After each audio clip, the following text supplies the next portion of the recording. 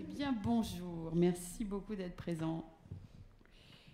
Les états généraux, finalement, on aura le débrief ce soir. Donc, voilà. Alors que là, c'est inédit ce que vous allez voir. Alors, on est trois. On est parti pour un peu plus d'une heure. On va terminer avec vos questions. On va alterner entre présentation et vidéo. Le petit dispositif ne fonctionne pas super bien, mais vous allez voir, ça vaut le coup. Allez, c'est parti. Et ouais.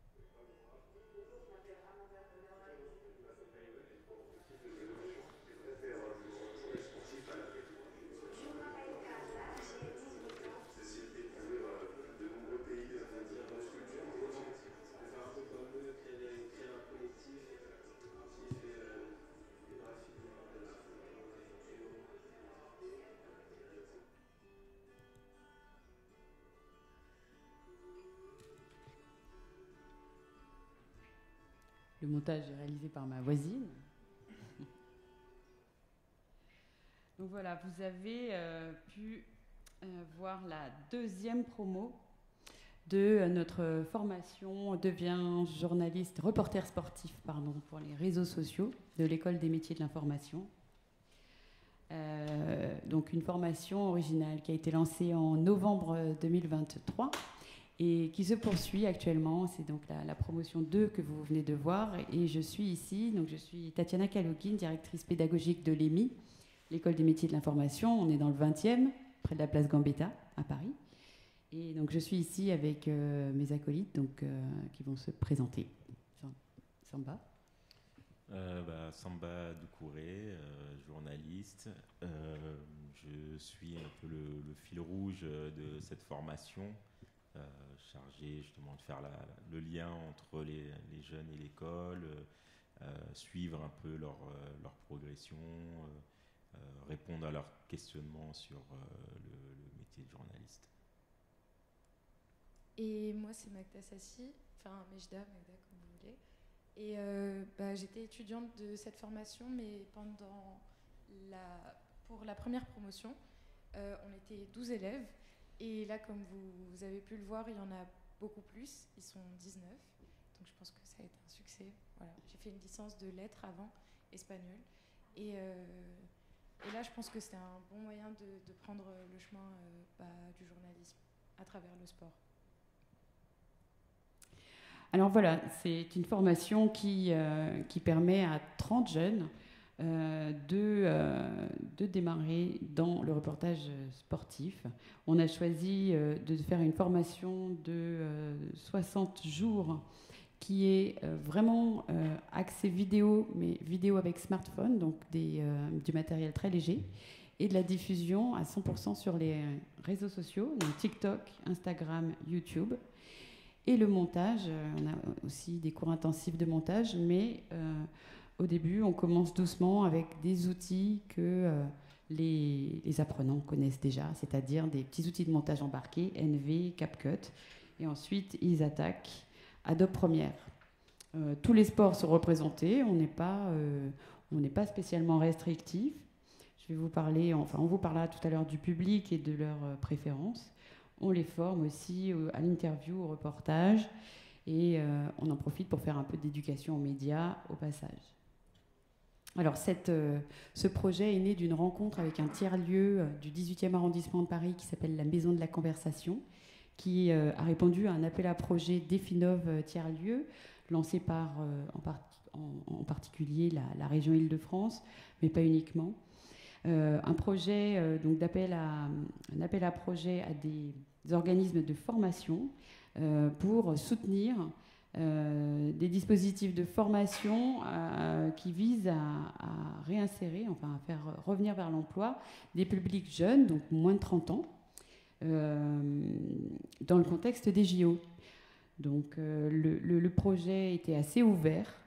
Et ce que nous avons décidé de faire à l'EMI, à l'École des métiers de l'information, c'est donc une formation au reportage sportif, comme je vous l'ai dit, non pas pour les faire rentrer spécialement dans la télévision, mais au moins pour avoir une pratique du journalisme, du reportage, et d'être capable de diffuser sur des réseaux qu'ils connaissent bien, donc ce dont je vous ai parlé, les réseaux sociaux.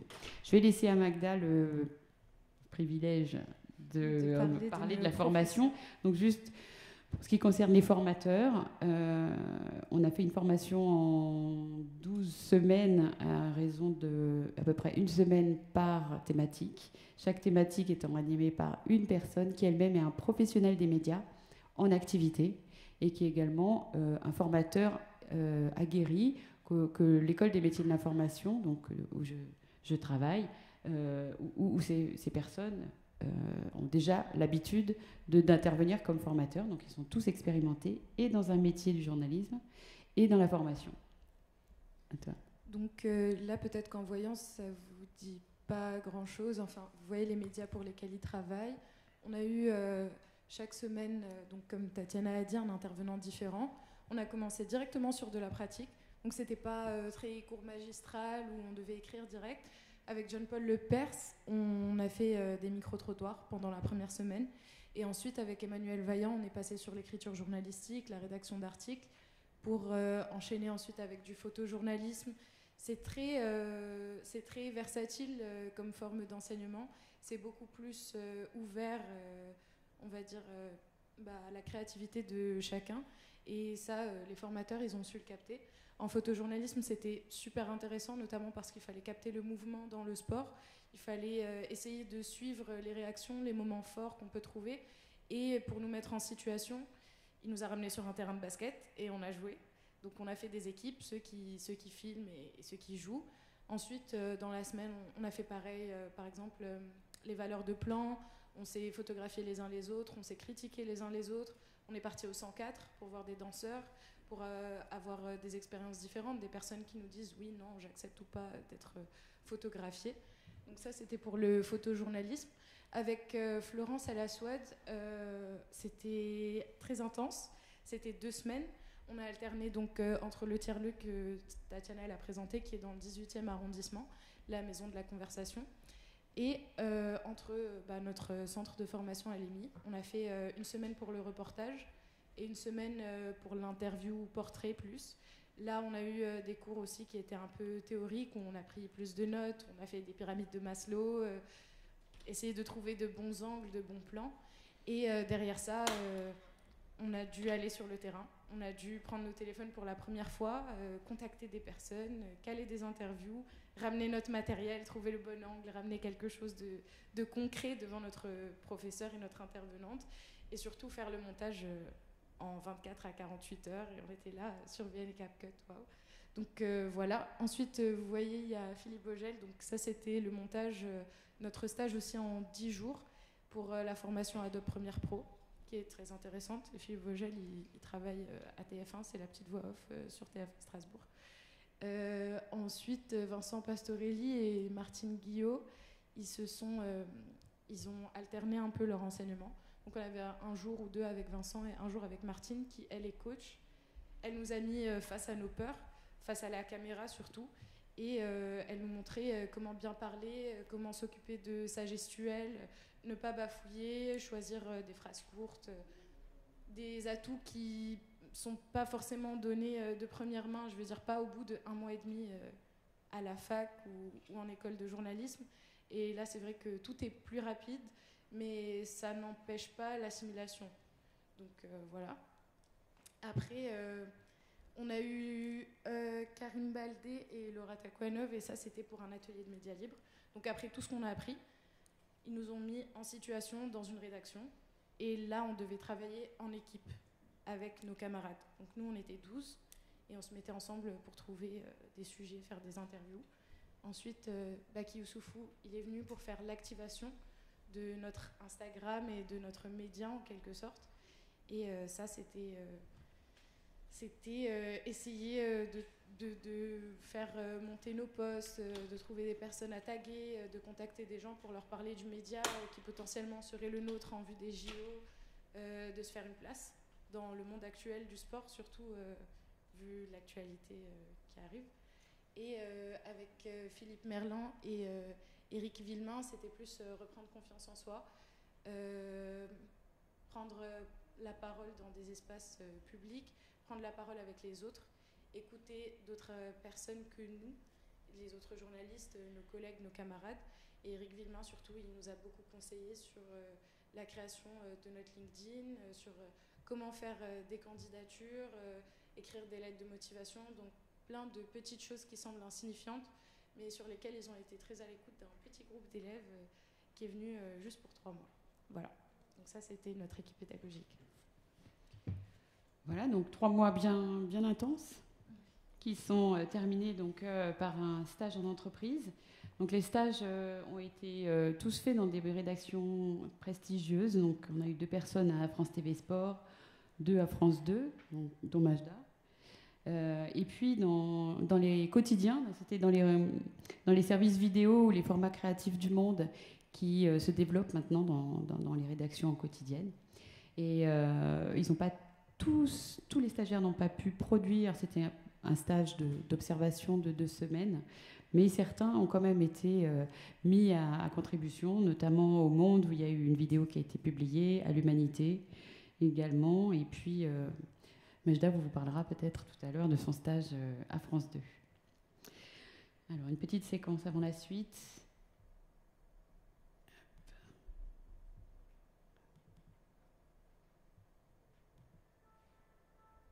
Vous avez la promo 1 ici.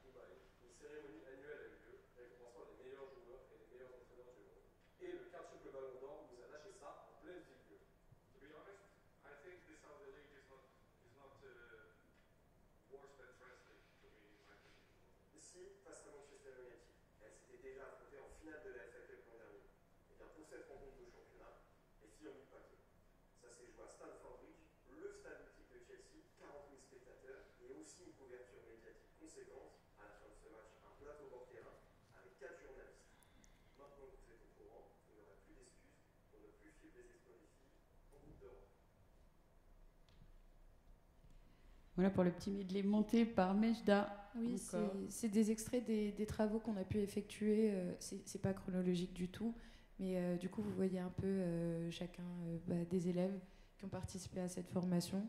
Il y a des petites vidéos sur le geste où on devait essayer de capter un geste qui est répété chez le sportif, qui veut dire quelque chose pour lui, et essayer de faire son portrait à travers ce geste-là. D'autres où c'est des explainers face caméra. On utilise un fond vert, on fait défiler des vidéos derrière, on commente un peu ce qu'on peut voir sur Instagram et TikTok. Voilà. Alors, quelques mots peut-être sur le dispositif, puisqu'on avait un public un petit peu particulier. Nous, pour vous faire un petit résumé, l'École des métiers de l'information, on ne fait pas de formation initiale. C'est un centre de formation continue pour adultes, pour personnes qui viennent se reconvertir dans les métiers du journalisme, du photojournalisme, les GRI. mais on forme aussi beaucoup de journalistes qui viennent chez nous pour avoir des compétences complémentaires, pour tourner avec un smartphone, voilà. On n'a pas de jeunes d'habitude, on ne forme pas ce public-là. Et donc, on a dû mettre en place un dispositif très particulier. Donc, vous avez vu que le programme, on l'a beaucoup réfléchi pour qu'il soit très progressif.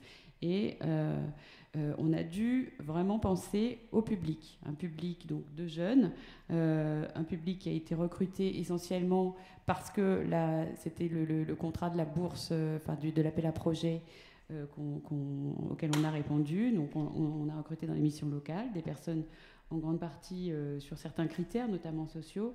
Il n'y a eu aucun examen ni de concours, simplement des entretiens, donc avec des personnes qui ont été prises sur la motivation, sur le fait qu'ils pratiquent le sport, qu'ils sont actifs sur les réseaux sociaux et qu'ils sont capables d'être autonomes, motivés par cette formation.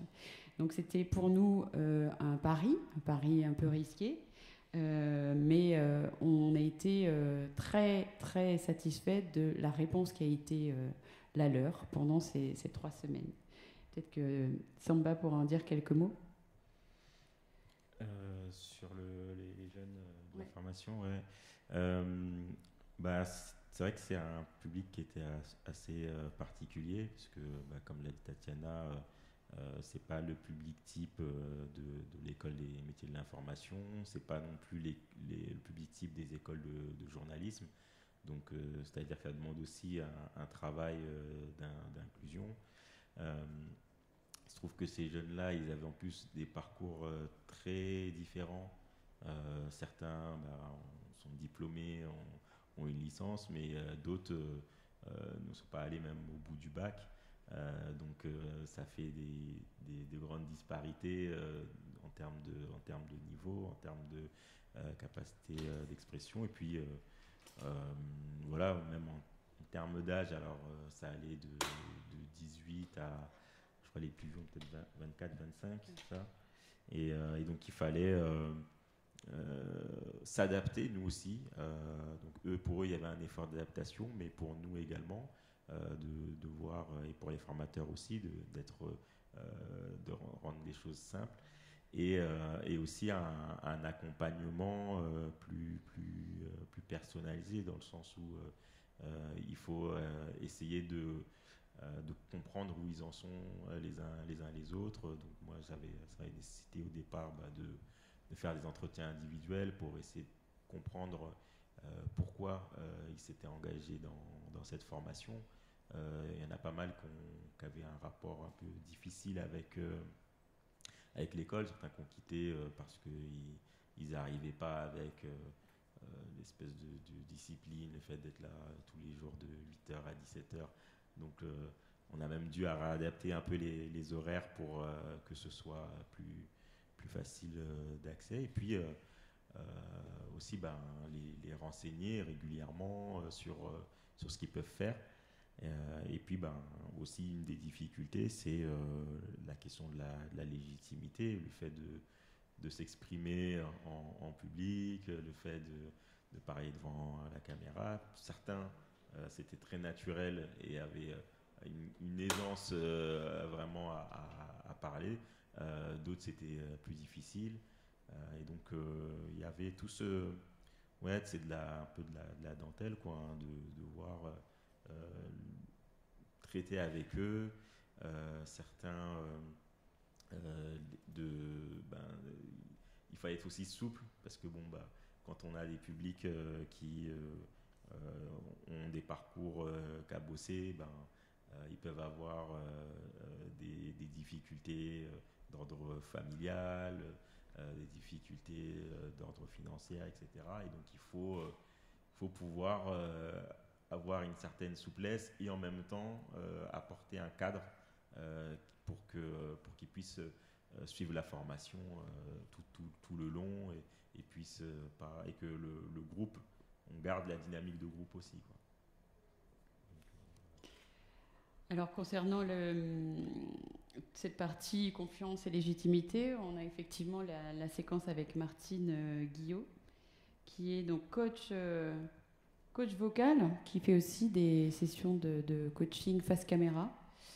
Et là, on a une petite série de Disclaimer, c'est un bêtisier. vidéos. Hein. Ah ouais, mais C'est pas les meilleurs moments, mais c'est pas les les plus meilleurs drôles. moments, mais c'est pas mal. C'est la sensation de ce début de saison. Il explose tous les compteurs. Il enchaîne les passes et les paniers. Ah, c'est pas ça m'intéresse. Voilà. Ok.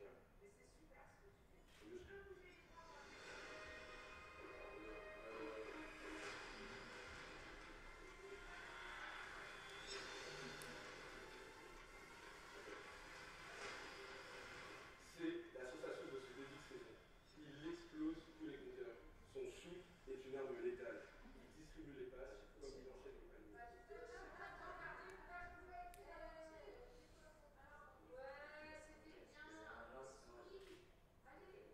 Quand on pense au JO 2024, on imagine les exploits sportifs.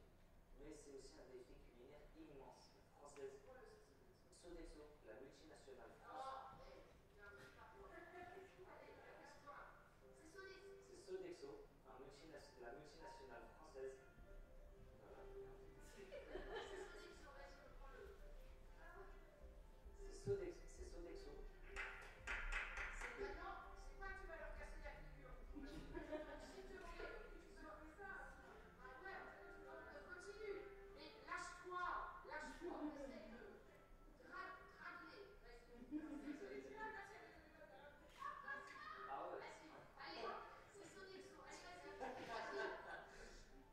reprends Sodexo. La Coupe d'Afrique des Nations.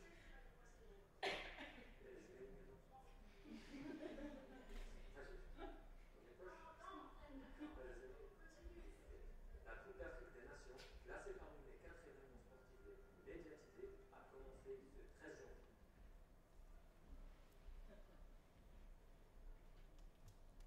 Ça fait du bien, hein, ces petites séquences, j'ai l'impression. On n'est plus le même à la sortie. Voilà, donc l'individualisation, c'était important.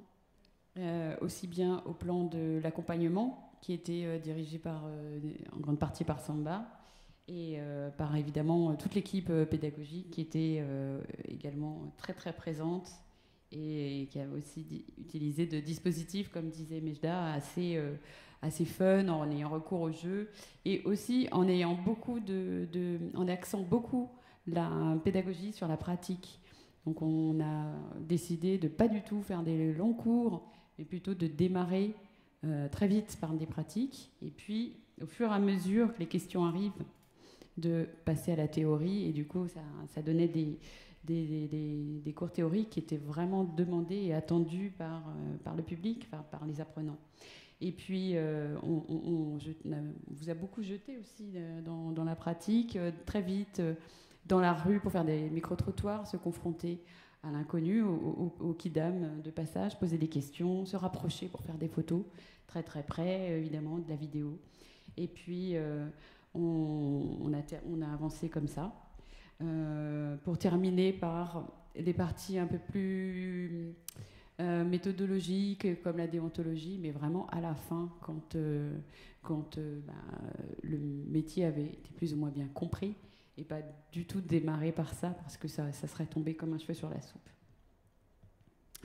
Voilà, et bien, peut-être... ah oui, on a une dernière vidéo, oui, avant le témoignage de Mejda. Oui, c'est un petit florilège. Avec Philippe voilà. C'est un prof qui m'a marqué parce que les méthodes d'apprentissage que j'ai voulu faire cette formation pour m'aider pour apprendre à faire du montage, c'est le truc que je voulais le plus. Apprendre à réaliser des vidéos, faire des reportages. Philippe Vogel, qui m'a notamment appris à monter, qui m'avait aucune connaissance en montage. Et ça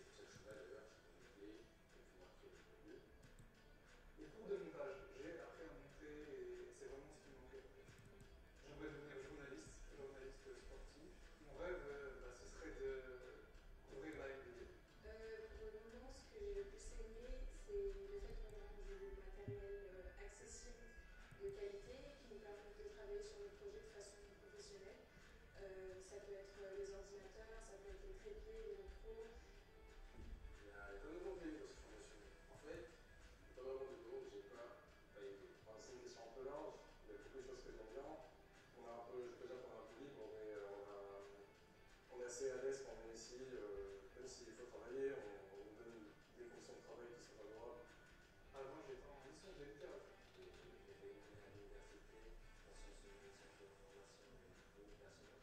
Je faisais une licence d'espagnol, lettres, littérature, civilisation. Avant, je faisais une licence d'histoire. Voilà. Mes camarades, je les aime beaucoup. Ils sont persévérants avec moi, ils m'aident à surmonter les étapes. Je trouve que c'est vraiment une ambiance un peu à part. On y apprend beaucoup de choses et on a une ambiance conviviale et très intéressante pour apprendre. Franchement, je me sens très bien. Je m'entends bien avec tout le monde. Et il n'y a pas vraiment de moments déplaisants, il n'y a que des moments de plaisir. On apprend dans la joie, la bonne humeur, dans un peu chaleureux et puis pas de négatif à dire. Et voilà, ce sont encore eux qui en parlent le mieux. Peut-être pour terminer, parler de l'avenir. Donc là, la première promotion a terminé. Le stage est terminé. Et puis, donc la seconde promotion a démarré le 4 mars, pardon. Termine le 14 juin par son stage. Et il y a un projet qui est en cours, donc qui est mené par la Maison de la Conversation, notre partenaire, le tiers-lieu du 18e arrondissement, qui crée actuellement un média qui est sur les réseaux sociaux, sur TikTok et Instagram, qui s'appelle La Base, et qui sera un média sportif qui devra couvrir les Jeux Olympiques, mais pas dans le stade des Jeux Olympiques, mais tout ce qui se passe dans la ville, dans les clubs sportifs, au plus près des jeunes qui pratiquent le sport ou qui ne peuvent pas le pratiquer d'ailleurs. Enfin, tout ce qui peut se passer hors champ des Jeux Olympiques autour du sport. Donc voilà, La Base, le média est en gestation. Il devrait bientôt émerger. Et donc les reporters sportifs diplômés de cette formation vont, dans un premier temps, être amenés à contribuer à ce média. Et puis, on continue avec Samba à les voir, à les recevoir en entretien pour suivre leur parcours. Évidemment, 3 mois, ça ne sera peut-être pas suffisant pour en faire des reporters sportifs pour professionnels. Certains, oui, peut-être pas tous. Donc, on réfléchit aussi aux suites et au parcours qu'on pourra aussi leur proposer en formation ou de plein d'autres façons différentes. Après, juste par rapport à La Base, comme Tatiana l'a dit, c'est pas encore sur les réseaux, mais vous pouvez voir toutes nos vidéos avec les gabarits de La Base sur l'Instagram L'Hémisphère, tout collé, LEMISPHERE. Et c'est tous nos travaux et j'espère les travaux de la promo qui suivent aussi. Donc vous pourrez voir une nette évolution, je dirais, dans les vidéos. Bonjour. Je ne sais pas si tu as quelque chose à non, dire. juste sur la suite, en tout cas pour ceux qui viennent de finir la première promo, là, il y en a qui vont suivre une formation à l'EMICFD déjà, qui vont formation JRI, formation multimédia, donc pour ceux qui veulent continuer dans le journalisme. D'autres qui ont envie, qui se cherchent encore un peu, qui peuvent tâtonner entre la com et le journalisme, et donc on continue d'avoir un suivi avec eux. Puis après, il y en a, ils viennent pas forcément vraiment pour devenir journalistes, et ils sont vraiment intéressés par la création de contenu, c'est-à-dire de pouvoir avoir des notions en montage, pouvoir mieux s'exprimer devant une caméra. Et donc, ils viennent pas tous avec les mêmes objectifs, mais je trouve que on a finalement pas mal qui ont finalement envie de devenir journaliste. Je n'aurais pas dit au départ qu'on aurait une telle proportion qui s'engagerait tout de suite vers une formation. Donc ça veut dire que la formation leur a plu et ce qu'ils ont pu voir du métier les attire. Après, voilà, ici on est tous bien conscients de la difficulté de pénétrer dans ce métier, encore plus quand on n'a pas forcément les codes. Mais c'est des potentiels prospects qui peuvent être intéressants à suivre et pour le coup qui sont très motivés.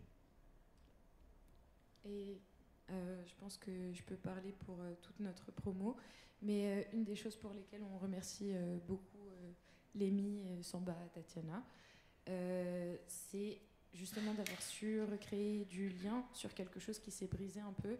C'est vrai que de base, on n'est pas tous venus avec l'idée en tête de sortir journaliste à certifier. Et très honnêtement, moi j'étais hyper surprise de finir la formation jusqu'au bout. Parce que tu as parlé d'anxiété scolaire et tout. Et c'était un peu mon cas. Donc après ma licence, j'ai décroché à cause de ça. Et ça m'a redonné confiance en moi et surtout confiance en les autres. Des fois, je finissais tard. Enfin, on finissait les cours à 17h, je restais à 18h et au bout de quelques jours, j'ai vu qu'il y en a d'autres qui restaient avec moi et on se motivait à faire de meilleurs travaux, à apprendre plus de choses, à aller sur YouTube chercher de nouvelles techniques. Et donc ça a beaucoup aidé et je pense que ça nous a tous remotivés de voir qu'il peut y avoir de la bienveillance autour de nous. On a été amenés aussi à se remettre en contact avec la mission locale, mais sur d'autres plans. Cette fois, c'était nous les intervenants, on allait les filmer, on allait parler de ce qu'on faisait.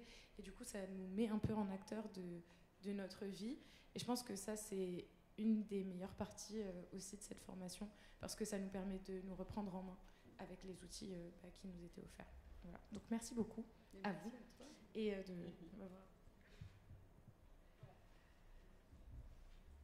Vous avez peut-être des questions? Alors, allez-y, on est entre nous de toute façon. Bonjour. Donc vous avez dit que tout le monde ne vient pas avec les mêmes objectifs. Pour les personnes en l'occurrence qui viennent en voulant devenir journaliste sportif, quelle insertion il y a après avoir fait cette école? Bon, déjà alors l'insertion, c'est encore un peu tôt pour en parler, mais déjà la première voie qu'ils ont, c'est la possibilité de suivre une autre formation. Il y a ensuite le média à la base qui, si ils peuvent s'inscrire dans cette dynamique-là, leur permettra d'être au premier plan d'un événement quand même international.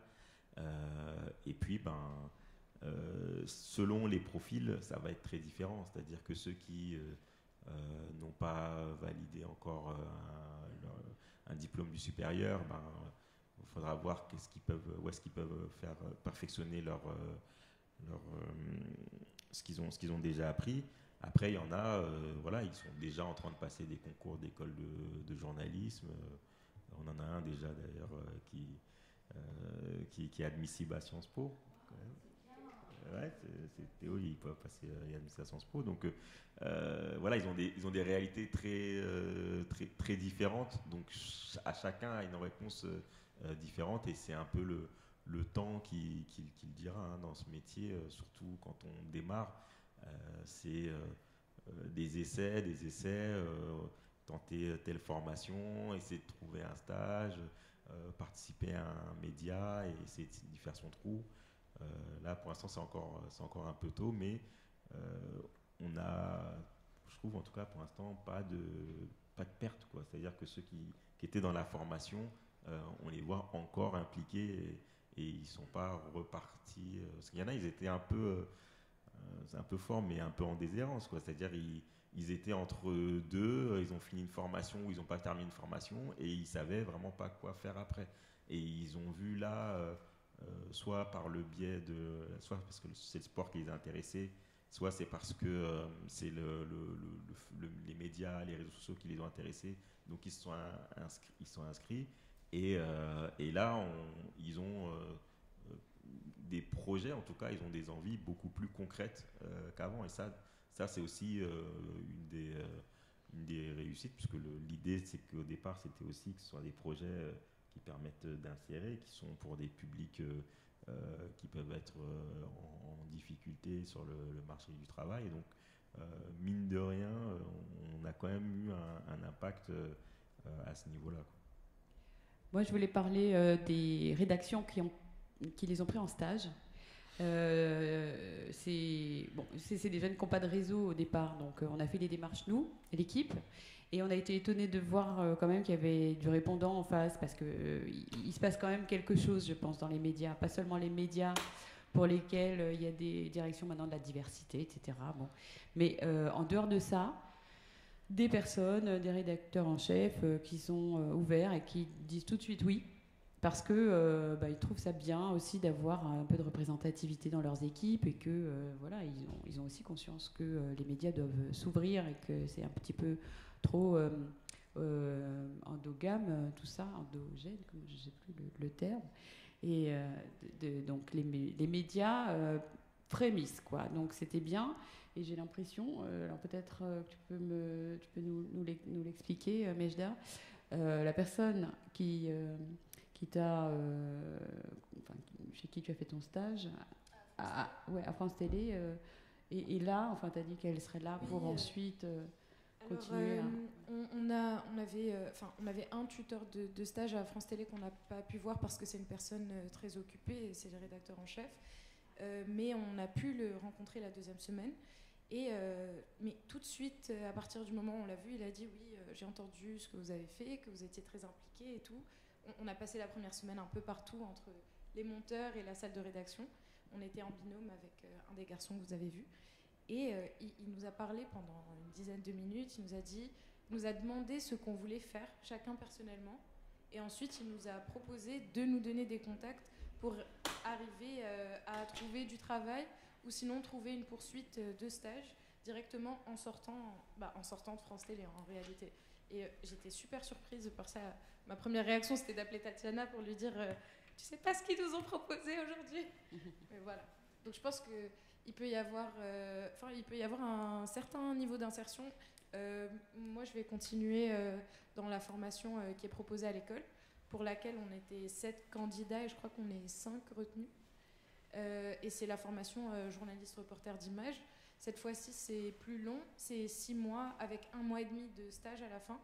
Et c'est une formation qui donne le titre de RNCP6, donc équivalent au Master 1. Et ça, ça fait aussi partie du suivi de l'école par rapport à nous, une fois qu'on sort de leur formation, pour qu'on ne soit pas totalement démunis non plus face au monde du travail. Voilà. Oui. J'avais deux questions en fait en une. Premièrement, pourquoi est-ce que vous avez choisi le sport, le journalisme de sport pour eux? Deuxièmement, dans les médias qui vous ont accueillis, il n'y a pas de médias spécialement sport là. Il y avait France TV Sport, mais vous avez raison. Le sport, en fait, était dans l'appel à projet des FINOV. C'était dans le contexte des Jeux Olympiques. Il fallait trouver un projet de formation qui ne parlait pas spécialement de journalisme, mais qui parlait de sport. Donc nous, on était une école de journalisme, on est toujours.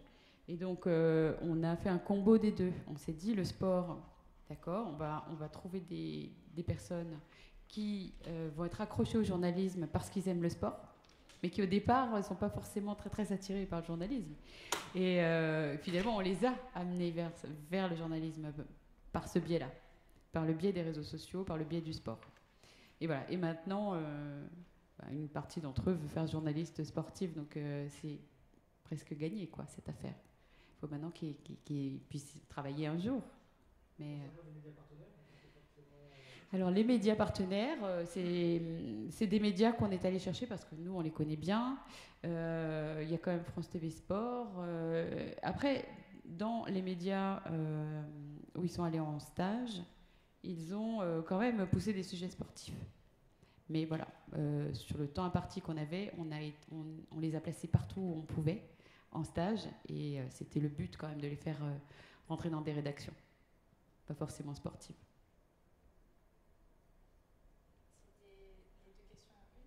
C'était ça?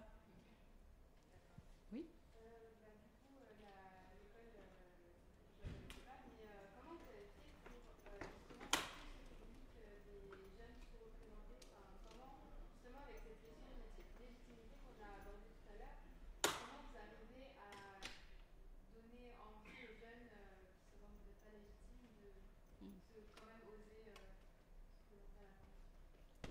Ça me va, je pense que notre fournisseur numéro 1, c'était l'émission locale. Parce que c'est quand un jeune il ne sait pas trop où aller, il y a l'émission locale. Sachant que, bon, après, il y a aussi quelque chose qui aide, c'est qu'ils signent des contrats engagement jeune, qui est une sorte de RSA jeune. Donc, du coup, l'idée, c'est de leur trouver aussi des formations. Donc le fait d'avoir communiqué aux missions locales nous a permis d'avoir, je pense, la grande majorité des participants. Oui. Et la formation était entièrement financée, donc ils n'avaient qu'à passer l'entretien. S'ils étaient retenus, ils avaient un rendez-vous pour démarrer. C'est quand même assez exceptionnel, même pour nous, d'avoir des recrutements aussi simples. Naja, toi, c'était un foyer de jeunes travailleurs, non? Non, c'est juste un foyer. Mais j'ai été très intéressée par le journalisme et j'ai rencontré le directeur du coup qui m'a parlé de cette formation. Et je connaissais déjà l'EMI pour les formations en vidéo documentaire qu'il proposait parce que je voulais faire ça. Sauf que c'était payant et c'est très cher et je suis jeune et je n'ai pas d'argent. Donc quand il m'a dit que c'était gratuit, naturellement, c'est mieux que rien de valider des blocs de compétences qui font partie du titre RNCP qui est lié au journalisme plurimédia. Donc fallait juste se lancer. Et je pense que beaucoup comme moi ont fait la même chose. Au début, ils s'attendaient à rien. Très honnêtement, il y en a qui voulaient remplir leur temps. Il y en a qui se disaient peut-être qu'on va apprendre quelque chose. Il y en a qui étaient en année de césure, qui faisaient de la mode à côté et qui du coup sont allés dans des rédactions de mode. En fait, l'école s'est aussi adaptée aux besoins des étudiants. Moi, j'étais pas particulièrement versée dans le sport, mais c'est un sujet comme un autre. Et puis, je pense qu'en tant que journaliste aussi, on peut être amené à travailler sur n'importe quel sujet. Donc, c'est bien de commencer quelque part et de continuer là où on veut aller. Et ils ont très bien fait. C'est vrai que dans les rédactions qui sont listées ici, il n'y a que France 2, l'agence de presse sport, qui était totalement dédiée au sport. Moi, j'étais au feuilleton 13-15 de France Télé. Donc, c'était le feuilleton des Français, c'était le feuilleton sur l'Islande, c'était beaucoup de choses, beaucoup de culture. Et ça m'a beaucoup plu et ça allait totalement avec mon profil. Et en fait, on apprend un peu de tous les côtés. Donc voilà, ça nous a motivés en fait de voir qu'on pouvait avoir autant d'opportunités et en n'ayant pas grand-chose à donner en retour, sauf notre attention et notre temps en réalité. Parce que de l'autre côté, les intervenants qui viennent et surtout l'équipe pédagogique, le fait d'avoir des locaux juste pour nous, le fait d'avoir du matériel de dernière génération, ça aussi je trouve qu'on en a très peu parlé en tant qu'étudiant, mais moi c'est quelque chose ça m'a choquée de venir avoir mon propre trépied, mon propre micro, mon propre grip, un iMac, et j'étais là en mode ok, mais même Adobe, tous les logiciels en fait ils sont complets, donc même si tu veux t'entraîner pour toi, tu peux le faire. En fait c'est le fait d'avoir tout ça à disposition qui est revigorant. Voilà, je vais dire ça.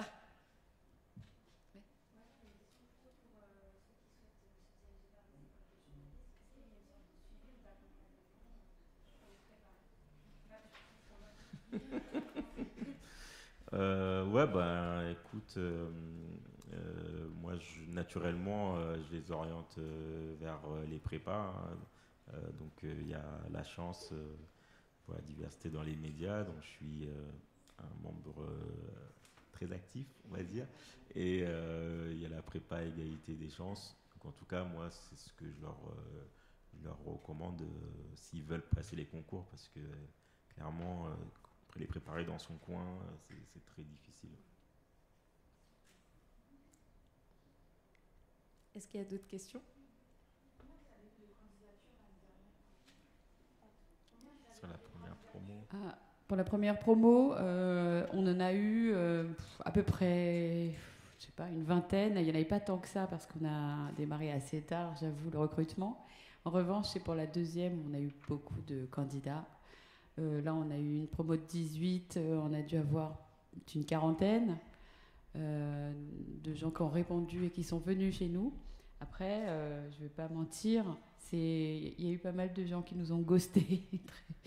Puis voilà, et en fait, ceux qui restent jusqu'au bout, on les a pris, quoi. Parce que ce qu'on cherchait, c'était évidemment de la motivation. On n'a évidemment pas pris tout le monde, mais les 18, là, c'est une super équipe. La deuxième promo aussi. Donc, je pense qu'on s'était engagé sur 30. On va en former 30. Il y en aura peut-être, je sais pas, peut-être 2 ou 3 qui ne seront pas allés jusqu'au bout. Mais on s'est engagé à tout faire pour qu'ils restent, pour qu'ils s'accrochent. Donc, on essaye. On voit bien que c'est pas évident toujours, mais voilà. Ouais. Alors, dans la première promo, il y en a. Assiduité. Oui, il y en a 2 qui ont fait quelques jours et qui n'ont pas poursuivi. Probablement que ça n'était pas. Alors, ils n'étaient pas dans les 12, hein, ceux qui étaient les 12, là, ils ont terminé. Mais il y en a qui sont venus 1 fois ou 2 fois et qui ont arrêté. Ça arrive. Et puis là, dans la deuxième promo, il y en a 2. On ne sait pas trop si on va réussir à les rattraper, mais c'est l'enjeu, quoi. On continue. Comme je disais au début, hein, il y en a pas mal qui ont des parcours cassés. Et déjà, en fait, de se dire 5 jours sur 7, je vais me lever et je vais revenir tard, c'est pas évident. Et puis quand on a des problèmes dans sa vie, quand ils se retrouvent dans notre formation, souvent c'est aussi parce qu'ils ne sont pas quelque part, parce qu'on peut pas, au milieu de l'année, en général, souvent on a déjà, soit on est en formation, soit on est en contrat, donc c'est des gens qui étaient disponibles, qui étaient en recherche ou qui étaient entre deux, et donc on peut essayer de faire des choses, mais parfois il y a des cas où il y en a, ils se rendent compte que c'est pas pour eux, que c'est pas maintenant, en ce moment, ils peuvent pas vraiment, quoi. Mais je trouve que là encore, globalement, on a finalement assez peu de casse, quoi. Et au contraire, les personnes qui continuent, est-ce que vous pouvez citer un exemple, par exemple, ou s'il y en a ou pas d'ailleurs, qui a rencontré des difficultés après pour s'insérer dans le marché du travail? Alors, on n'y est pas encore là, à s'insérer dans le marché du travail. C'est très jeune en fait. Ils ont fini fin février. 2 semaines, hein, ils ont fini le 1er mars, 3 semaines. Donc là, pour l'instant, c'est encore entre deux. On les suit, on a des rendez-vous avec eux. On regarde pour les poursuites d'études, on envisage tout ce qu'on peut envisager. Il y a la base qui va bientôt sortir. Donc pour l'instant, c'est vrai qu'ils sont dans un entre-deux. Mais on lâche pas évidemment l'affaire. Et du coup, vous pensez que c'est sur la bonne voie de manière générale? Comment vous prévoyez un peu leur avenir?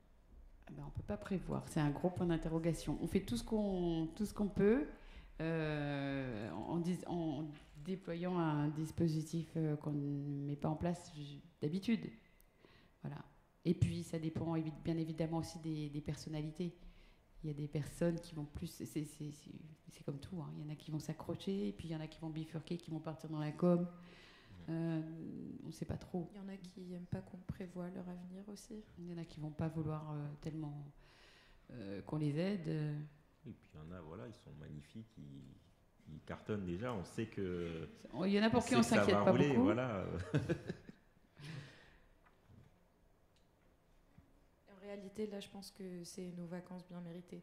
Parce qu'on est 5, on a le petit mois là, avant de reprendre en avril. C'est vrai que c'est assez intense parce que je crois on ne se rend pas compte, mais être tout le temps, surtout face à des écrans ou des caméras et tout, ça brûle les yeux. C'est vraiment, ça brûle les yeux. Mais oui. Très honnêtement, moi, pour la question de l'avenir, j'aimerais pas qu'on le prévoie pour moi. Mais le fait qu'on me donne la possibilité d'en envisager un qui est plus brillant, peut-être, ou mieux profilé, et ben c'est déjà quelque chose, c'est déjà un beau cadeau de l'école. Voilà.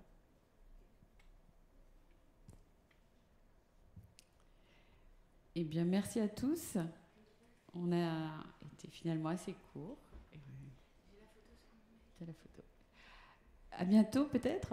On aura l'occasion de discuter dans les couloirs, si vous le voulez.